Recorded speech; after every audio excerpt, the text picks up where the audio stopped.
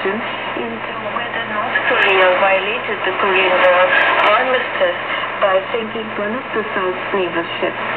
On Thursday, South Korea announced the results of an investigation which concluded a North Korean submarine had in March fired a torpedo that sank the Cheonan corvette, killing 46 soldiers.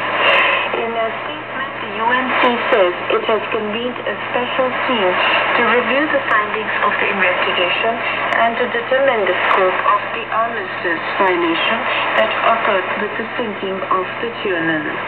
The team, which includes 11 countries, will report its findings to the United Nations. North Korea has already denounced the probe as a bogus mechanism.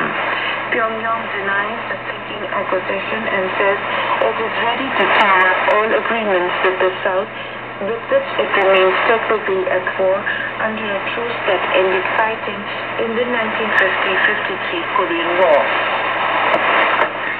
In Bihar, Mars